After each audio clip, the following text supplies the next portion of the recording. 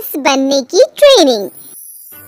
सुधा के बेटे की शादी होने वाली थी और वो इतनी एक्साइटेड थी कि आज मैं ऊपर आसमान नीचे, आज मैं आगे जमाना है पीछे।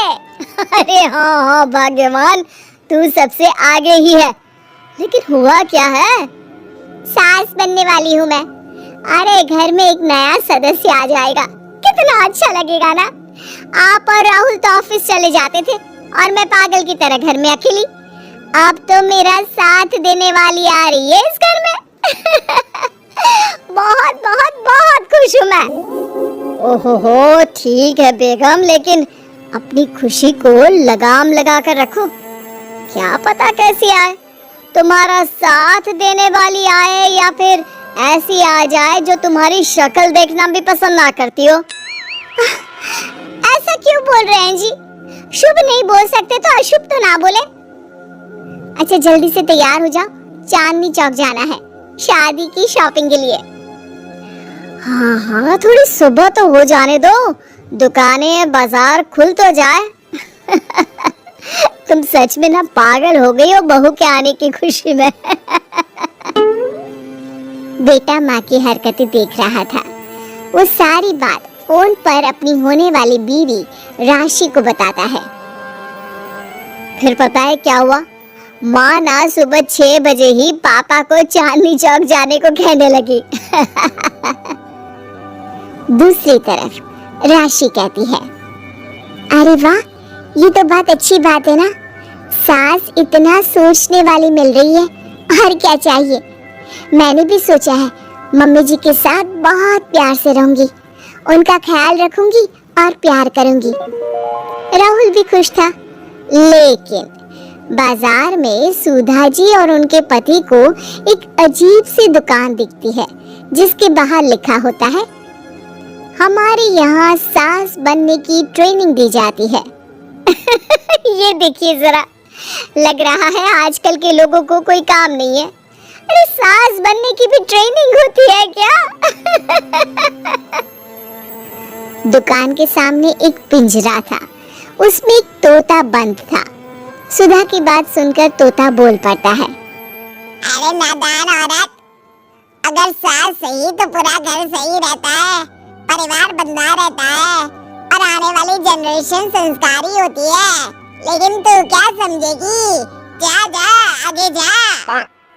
ओए, तोते बड़ा बोल रहा है, क्यों आगे जाओ?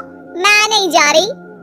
देखा देखा, तेरे जैसी औरत को तो सास बनने की ट्रेनिंग लेनी ही चाहिए। निकाल 1000 रुपए और जान दर, नहीं तो पूरी जिंदगी रोती रहेगी। सुधा को तोते की बात में दम लगता है। ए जी, निकालो ना जरा 1000 रुपए। अरे पागल हो क्या? जानवर की बात में आ रही हो? किस पागल आदमी की सुन रही हो, जिसे ये भी नहीं पता कि तोता जानवर नहीं पक्षी होता है। चलो निकालो 1000 रुपये और अंदर जाकर सास के रूप में जीवन को सफल कर लो। हाँ जी, बात तो ये सही बोल रहा है। कहाँ मैं आपकी बात में आ रही हूँ? मैं तो अंदर जा रही हूँ, 1000 रुपये दीजिए। पति क्या करता, बीवी की आज्ञा सर आंखों पर। लेकिन जैसे ही सुधा अंदर जाती है, सामने कई औरतें पहले से ही बैठी होती हैं। मेरी पहली बहू के वक्त मैंने इतना नहीं सोचा था, और आज वो मेरे सर पर चढ़कर नाचती है। गुरुजी, कोई उपाय बताए। तभी गुरु की नजर सुधा पर पड़ती है और वो आंखें बंद कर लेता है। तू पहले भी मेरी दुकान के सामने से होकर गई थी ना, तब क्यों नहीं आई? औरत जो कि गुरु के साथ मिली हुई थी। महाराज, तब पता नहीं था कि सच में सास बनने की भी ट्रेनिंग लेनी होती है। लगा था घर में कोई सदस्य आ रहा है जो सारा दिन मेरे साथ रहेगी, लेकिन ऐसा तो कुछ भी नहीं हुआ गुरुजी। चल फिर पैकेज लेकर 20,000 वाला कल से आ जाना। जी महाराज, गुरुजी की जय हो। वो औरत भी सुधा को देखती है और कहती है, सही जगह आई हो बहन। 10-20 हजार का मुंह नहीं देखना भाई, बस घर बस जाए तो सोचो गंगा नहा ली। बहुत कमा लेंगे अगर परिवार एक रहा, नहीं तो बुढ़ापा वृद्धाश्रम में बिताओ। सुधा डर जाती है। वो गुरु के पास जाती है और उन्हें पैसे देती है। देखो, एक मंत्र गांठ बांध लो कि कभी भी बहू को बेटी ना समझना। जितना दबा कर पहले दिन से रखोगी, धीरे धीरे प्यार दोगी तो मान रखेगी, नहीं तो। ना जी ना गुरुजी, समझ गई। अरे भला हो भगवान का जो आँख से मिला दिया, नहीं तो मैं। हाँ, आगे बढ़ते जाए, पीछे और भी लोग हैं, सबको मौका दे। सुधा घर आ जाती है।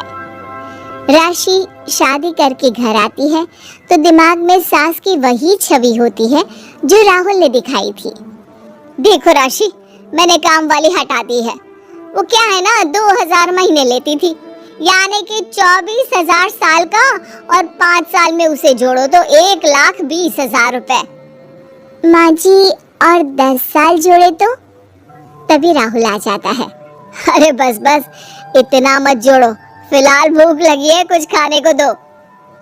अरे पर बर्तन तो गंदे हैं ना, काम वाली तो आई नहीं, फिर बर्तन कौन धोएगा? अरे कौन धोएगा मतलब? तू धोएगी? मैं? ठीक है, मैं धो लेती हूँ, धो कर देती हूँ, आप खाना बना ले। अरे खाना भी तू ही बनाएगी? ये क्या बात होती है माँ? क्या हो गया तुझे? कल तक तो कुछ और ही बोल रही थी। लेकिन सुधा का व्यवहार सुधरने का नाम ही नहीं ले रहा था। बहू और बेटा ससुर से बात करते हैं। पिताजी, क्या हो गया है माँ जी को? वो क्यों ऐसे व्यवहार कर रही है जैसे मैं कोई नौकरानी हूँ? पिता क्या करता, बता देता है सारी कहानी कि कैसे सास का दिमाग एक गुरुजी ने खराब किया है। सास बनने की ट्रेनिंग, तो मामला ये है। वही मैं कहूँ, कहाँ तो माँ बहू का इंतजार ऐसे कर रही थी मानो साक्षात कोई देवी आने वाली है, लेकिन व्यवहार नौकरानी जैसा। देखिए, माँ बुरी नहीं है, बस किसी ने उनका दिमाग खराब कर दिया है। तो ऐसे में मेरे पास एक आइडिया है।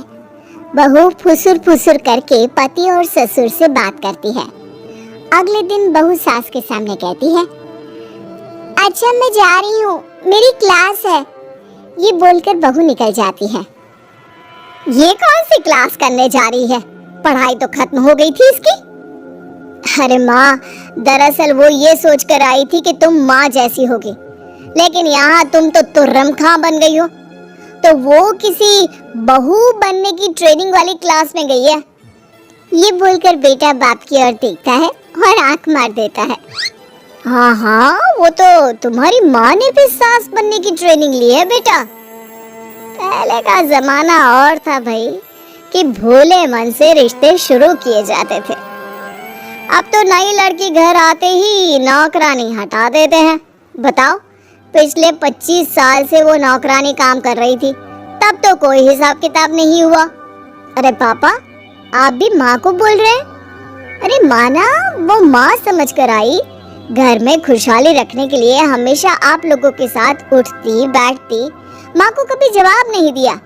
लेकिन माँ की क्या गलती?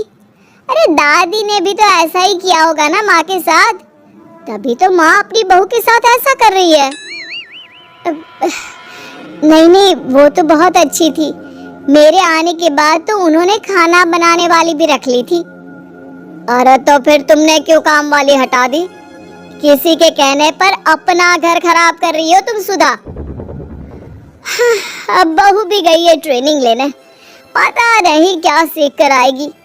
नहीं, मैं अभी जाकर उसे ले आती हूँ। तभी बहू वहाँ पर आ जाती है। नहीं माँ जी, मैं कहीं नहीं गई थी, मैं तो सिर्फ आपके लिए ये नई साड़ी लेने गई थी। अब तो सब ठीक है ना?